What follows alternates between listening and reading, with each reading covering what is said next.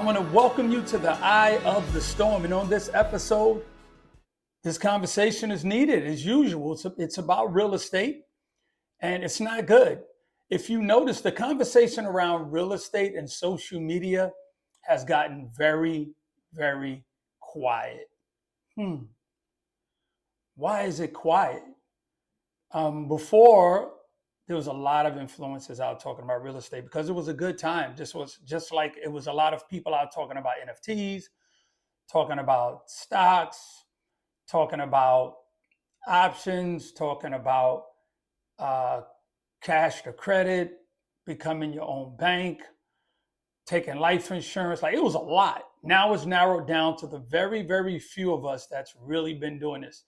Shout out to all of my guys who've been doing this from the very beginning, and you still out there, you know who you are. But in real estate, it's a little different because even if you know what you're doing in real estate, it's a grim, harsh look into reality. Interest rates are too high, prices are too high, but there's something I need everybody to notice. I'm an investor. I know tons of investors out here. A lot of us have been through the turmoils of tenants, squatters' rights, tearing the places up, watching the areas that we invest a lot of money in go up, but now the quality of the tenant is going down. So now we're looking to transition our money into other places. Me being one of them, transitioning my money into bigger apartment buildings, still mostly government subsidized, and a lot of my money out of the country into other investments where a lot of Americans have been moving. 5.4 million live abroad since 2023. Those are the numbers. So they need landlords and they're renting. That's my scenario. A lot of investors are getting out and putting their money into other vehicles besides real estate. A lot of people are getting into what they look as the future of technology, crypto, money. Like, you have to look at where everything is going, which I always talk about, but I'm going to stay focused on this.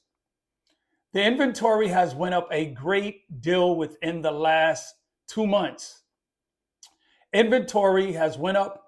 Number one is Florida. I think number two is Texas. But this is where it hits me, looking at the inventory list shoot up the way it has. Number four is Georgia. Georgia, I have a lot of properties there. I have a lot of properties in Alabama. And I'm currently selling my properties, a good amount of them, in Georgia and Alabama. So having a discussion with another friend of mine who's selling, he said, hey man, I'm gonna give you some numbers. So I went on to realtor.com and looked in the area codes where I'm selling. There are a lot of houses on the market. The problem is people can't afford to buy them. And the other scary thing about seeing all these properties on the market is the slashing of the prices. You're seeing real estate prices, sellers cutting them astronomical numbers. I'm talking about $15,000, $25,000, $30,000. And in the same breath, the value of the property, which was going like this, is now going down. That's not a good sign either. Now, if you're able to buy and you're looking for a home to live in it for a long time, that plays in your favor.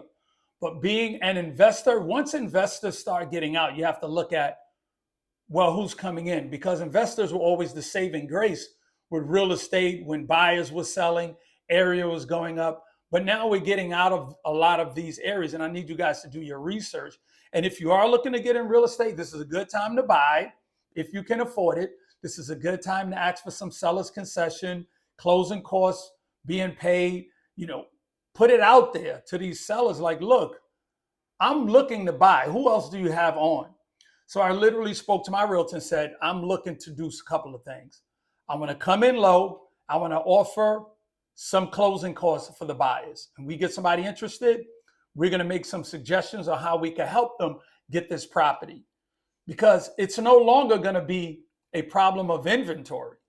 It's going to be a problem of interest rates and qualified buyers. We still need a lot of minority homeowners to buy these properties, but it's hard for them to get in.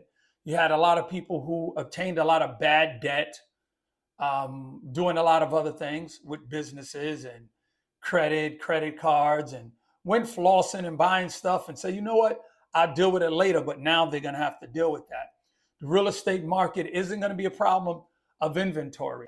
If you're a homeowner, look at what's going on in the area, especially if you see a lot of real estate being sold and you plan on moving in the future. If you plan on moving within the next 5 years, 7 years, you need to ask yourself, what will the housing market and what will my area look like within the next 5, 7 to 10 years? And will I be able to sell?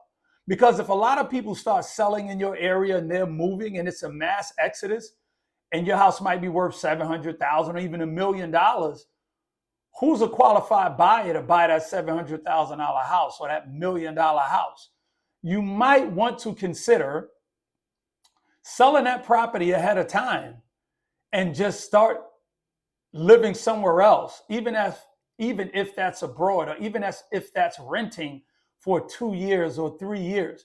You don't want to get stuck holding that house and then the area changes and you can't sell it. See, that's one of the worst things. Then you're going to be on that list. But I want y'all to do that. Like, go onto Realtor, type in a zip code, and look at how many houses are in this zip code, and you see price cut, price slash. You see the green arrow going down.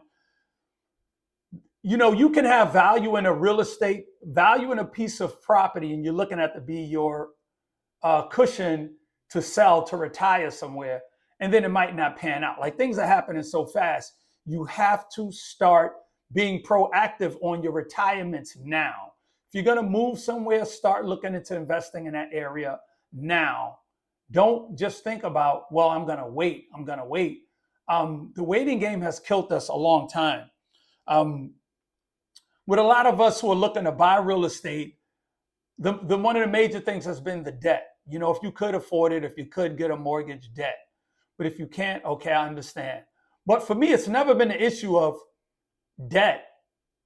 I never felt, even when real estate was good, the prices were great, debt never was the issue. It was always, for me, the asset. People weren't afraid of debt, they were afraid of assets. They'll go get 10 credit cards. Go get 10 of those. But they wouldn't go get a piece of real estate because now they have to manage it, deal with tenants, those things, instead of looking at the big picture. And now they have the bad debt of the cards. So I want y'all to think about something. Debt minus assets equal death. If you don't have some kind of assets in this space, it's not going to be productive, because the jobs, you know, which I keep reiterating, I'm a broken record, are not going to be there forever. So what is it that you're going to look forward to getting into? Like, the power of leverage and what it was, the conversations has changed so much. It's hard for somebody to get on social media, do a post, and talk about leveraging real estate and real estate this. It's hard because it's not like it is. And the younger generations are being stepped on badly because it's overpriced. They can't buy. And then someone's going to yell at them, you're not buying real estate. You need to buy real estate, when it's really unaffordable, it's unobtainable and not affordable for them to buy real estate in this time, in this space right now. And it's only going to get worse. So it's not becoming a viable asset, owning real estate for a younger generation, when really it's just the older people who are obtaining a lot of wealth from real estate, stocks, and things of that nature. And the younger generation, for me, it's like crypto and technology.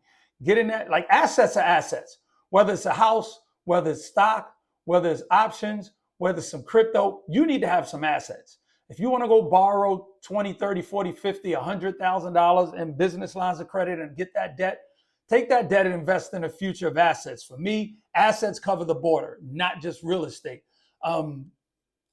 Debt is really still a good thing. It's just, which assets are you going to invest in? And real estate is becoming a tricky one. It's really, really quiet out there. I think we're going to have to start really thinking broad and say, my vacations can't be looked at vacations. I have to start looking at them as places I could possibly live. Older generations like myself, we're still paying off student debts. Younger generations are avoiding college like the plague, a lot of them, because it's debt. And it's debt that they really don't see the end of a tunnel with the debt. The United States needs college. They need people to get that debt. Auto loans, cars have always been the problem for my culture of us getting cars and getting these debts.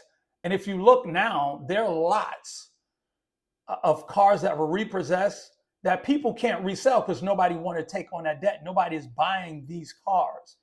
One of the also debts that come with cars is also like car insurance. You have to have it. That's not even an option. But that's a major bill you have to pay all the time. You have to think, is it worth me having the car for the car insurance? Because if you have a $700 car note a month, so you equate that so that's $8,400 a year. Car insurance will probably be another, let's say, $500 a month. So you got $500, so that's $6,000. So that's $6,000 and $7,800. So that's like $13,000 if I'm not mistaken, or over $13,000. My question is always this, because I looked at it for myself. But I spent $13,000 in Ubers. Now, if you got kids and things of that nature, I totally get it. But if you don't, to have a car just to sit outside and to pay that kind of money, to me, that's bad debt. I'm strictly looking towards moving in the direction of strictly having car service that will take care of every single thing for me. And I'm not trying to inherit those kind of debts ever again. There was something also that I wanted to get into. I looked this up and, doing my regular research and talk real estate when I'm about to get on here. A lot of realtors are now out of the market. There was 73,000 less realtors on the market selling real estate as of the beginning of 2024. And that's not a good sign either. That's like a bunch of car dealerships, and now there's nobody selling cars no more because nobody's buying cars. Realtors are now finding other ways to make money because that space is getting really tight and really scary. And I guess for the elite sellers, they're doing good if they sell one property. But it's really, just look at all the signs and do the research. Especially, like I said, if you're looking to have your property as a retirement for you to be able to sell and to move, you might want to start doing that paperwork and thinking about it now. There was also another article that I read that 35% of Gen Z, now Gen Z is pretty young. You're looking at ages starting around 26, ending around 26.